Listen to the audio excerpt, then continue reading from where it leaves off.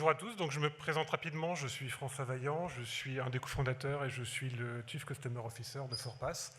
Et pour ceux qui ne connaissent pas, Forpass, on est une plateforme dédiée au projet de traitement des données et tout ce qui est algorithme derrière, que ce soit statistique, machine learning, IA, etc. Et donc effectivement, les projets data IA, c'est notre quotidien, et on a beaucoup de clients qui se posent des questions, qui se soucient de la souveraineté. Donc l'idée ici, c'est de voir concrètement qu'est-ce que ça veut dire. Et je vais commencer par une anecdote. C'était il y a un peu plus d'1 an, et je discutais avec le CDO, le Chief Data Officer d'un grand groupe français, qui m'expliquait qu'ils allaient lancer un plan stratégique pour devenir data et AI powered. OK. Et ils avaient fait un cahier des charges, enfin ils s'étaient défini un certain nombre de critères pour le choix de leur cloud provider. Et le premier des critères, c'était être indépendant vis-à-vis du cloud provider et être souverain. Moi, je me dis, bravo. Enfin, ce type de préoccupation commence à émerger dans les grands groupes. Donc c'est quand même une bonne chose. Et ça me paraît normal dans la mesure où, puisqu'ils disent qu'ils veulent être data and AI powered, ça veut dire que finalement la data, c'est stratégique. Et ce n'est pas juste les données, mais également tout ce qu'ils font avec les données, c'est-à-dire tous les algorithmes qui vont autour, tous les traitements. Et si c'est stratégique, il faut en avoir la maîtrise. Ça veut dire d'une part être indépendant, ne pas être lié à un prestataire technique qui peut éventuellement vous tordre le bras sur quelque chose qui est stratégique pour vous. Et puis ça veut dire également de la souveraineté qui passe à la fois par la sécurité et le fait de ne pas être soumis non plus aux lois extraterritoriales, que ce soit américaines ou chinoises. Et je recroise cette personne quelques mois après, je lui demande où il en est, et il me dit ça y est, on a fait le choix. Et il m'annonce le nom du cloud provider qu'ils ont choisi, et il se trouve que, on voit qu'ils vont être complètement loqués, et qu'ils sont soumis aux lois extraterritoriales. J'avoue que là, c'était un peu la surprise. C'est quoi le process où vous commencez à l'entrée en disant critère numéro 1, c'est indépendance et souveraineté, et à la sortie, vous avez oublié ce critère. Qu'est-ce qui s'est passé?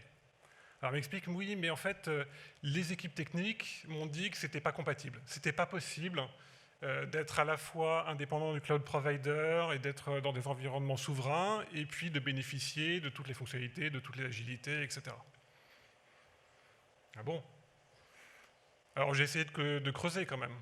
Et en fait, je pense que pour comprendre cette réaction, il faut voir qu'un projet data, ML, IA en production, ça ressemble un peu à ça.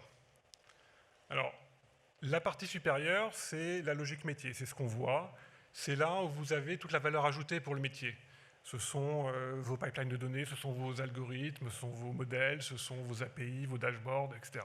C'est tout ce qui produit la valeur ajoutée pour le métier. Tout ça, c'est construit sur un socle qui sont les services des cloud providers.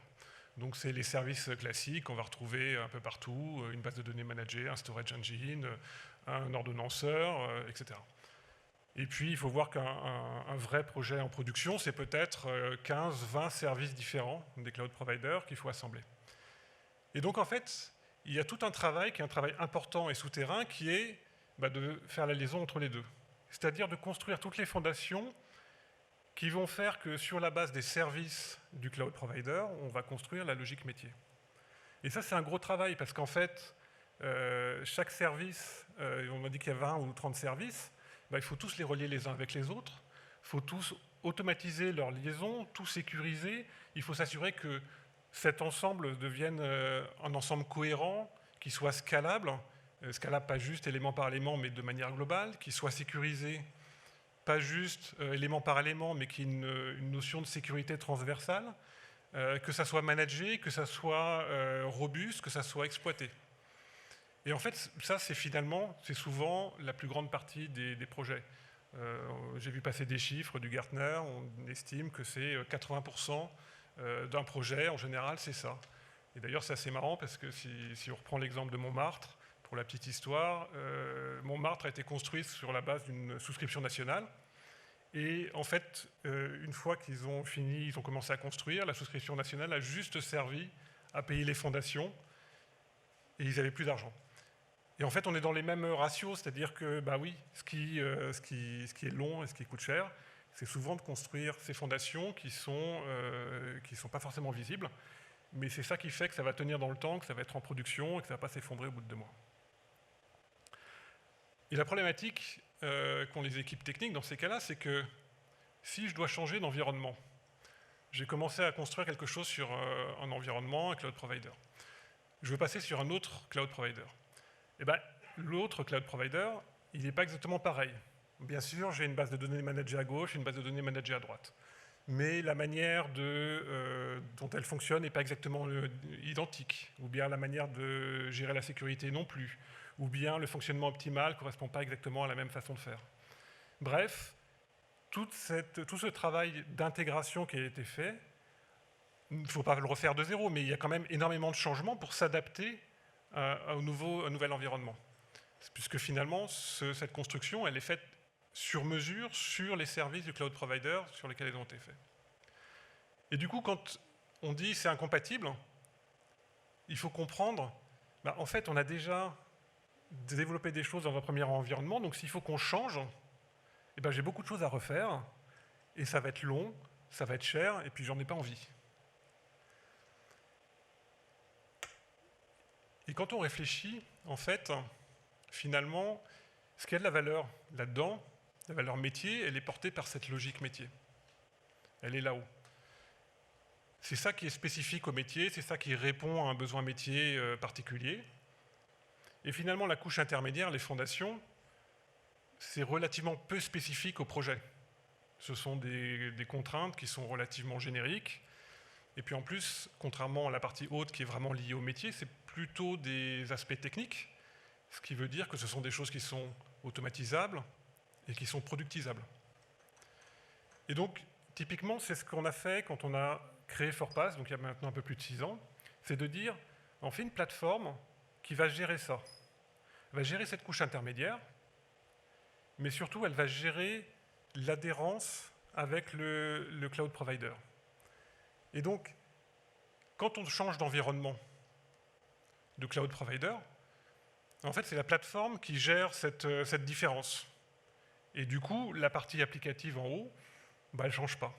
Ça veut dire typiquement que si vous avez développé une application avec Forpass sur un cloud provider, demain, vous voulez la mettre sur un autre cloud provider, vous voulez même la mettre on-premise, elle migre sans aucune modification et elle va fonctionner exactement avec les mêmes features, la même performance, la même scalabilité, la même robustesse, etc.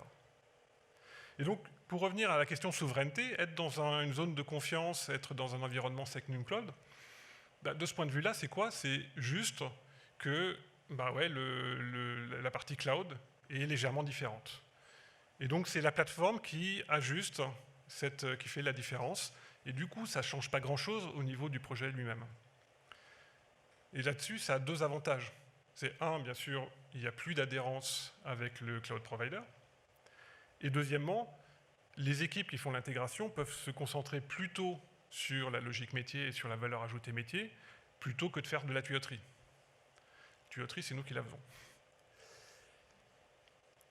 Du coup, pour le dire autrement, si vous avez besoin d'un environnement de production avec, vous avez besoin de stockage, de pipeline de données, d'algorithmes, de notebooks, d'API, de dashboard, soit vous pouvez dire je le veux sur un cloud public standard, et ça va prendre 5 minutes. C'est-à-dire avec Forpass, vous dites, voilà, je veux que ça soit chez tel cloud provider, dans tel data center, et en 5 minutes, la plateforme va se charger de provisionner les machines, les services, tout connecter, mettre en place la sécurité, automatiser tout ça, gérer les logs, etc. Si au contraire, vous voulez que ça soit dans une zone de confiance, dans un environnement Secnum Cloud, c'est 5 minutes aussi. C'est juste que ça sera créé à un autre endroit, et vous allez retrouver les mêmes fonctionnalités, vous allez retrouver la même ergonomie, la même facilité d'utilisation, la même robustesse. C'est juste qu'en plus, vous aurez la sécurité et la souveraineté apportées par cet environnement. Ça veut dire que toutes les données qui vont être stockées ou traitées dans votre environnement, elles sont dans votre environnement qui est dans la zone de confiance. Elles ne sortent jamais de l'environnement, et donc elles bénéficient, un, de la sécurité, et deux, elles sont à l'abri des lois extraterritoriales. Donc pour revenir à la problématique de départ, en fait, c'est juste que ce n'est pas une problématique technique, c'est une problématique d'approche. C'est bien sûr qu'il y a des organisations qui se sont engagées, qui sont déjà un peu loquées techniquement et humainement, par exemple sur un cloud provider. Techniquement, parce qu'elles ont déjà développé sur mesure par rapport au service de ce cloud provider, elles ont déjà développé des choses, donc bon, redévelopper, c'est pas, elles n'en ont pas envie. Et puis humainement, parce que forcément, de fait, leurs équipes sont spécialisées, ils ont passé les certifications, et du coup, tous les projets, toutes les problématiques utilisateurs ne sont envisagées qu'au filtre des services de ce cloud provider. C'est le fameux adage, quand on a un marteau, tous les problèmes ont une tête de clou. Ben voilà, on leur dit comment je fais ça? Tiens, on va prendre ça, tiens, mon marteau, je tape dessus. Alors qu'en fait, si on est dans une approche plateforme, finalement, le fait de la localisation et le fait d'être dans une zone de confiance, c'est secondaire, enfin c'est secondaire, c'est une option qu'on choisit au début, mais ça ne change, ça n'influe en rien sur les capacités, sur le projet ou sur la manière dont ça va marcher. Donc en conclusion, on peut dire que des projets data IA, pour qu'ils soient dans un environnement souverain, alors c'est pour moi un non-sujet à partir du moment où on a une approche plateforme. C'est la plateforme qui va gérer cette contrainte-là. En revanche, ça permet de débloquer beaucoup de projets dans des organisations, des projets qui sont soit freinés, soit arrêtés, du fait des contraintes sur les données. C'est-à-dire que l'organisation a des données sensibles, elle sait qu'elle ne peut pas faire n'importe quoi, donc ça veut dire qu'il y a des projets qui ne vont pas être faits parce que non, on ne va pas sortir les données, ou alors qui vont être faits à moitié parce qu'on va dire on va en sortir qu'une partie mais pas toutes, ou bien qui vont prendre plus de temps, plus de budget parce qu'on va rajouter des couches supplémentaires de sécurité, ou on va le faire on-premise, ce genre de choses. Et donc tous ces projets, ce sont des projets qui sont un peu entravés par cette contrainte. Et avec cette approche, en fait, ça libère cette contrainte-là, ça permet de traiter des projets data et IA dans un environnement souverain comme des projets normaux, sans contrainte supplémentaire. Et pour revenir au Chief Data Officer dont je parlais au début, alors bien sûr que dans un grand groupe français, ça ne va pas se faire du jour au lendemain. S'il faut changer d'approche, ça s'appelle de la gestion du changement, c'est de la transformation des organisations, ce sont des choses qui sont un peu longues. Mais pour partager une conviction, je pense que, c'est le sens de l'histoire, et deux, à partir du moment où les données sont quelque chose de vraiment stratégique pour les organisations, et bien très bientôt, il n'y aura plus le choix. Je ne sais pas si la pression viendra de l'interne des entreprises, si elle viendra de ses clients, si elle viendra de ses actionnaires, mais je suis convaincu qu'à un horizon assez rapide, les entreprises et les organisations n'auront plus le choix que de garantir cette sécurité et cette souveraineté. Merci.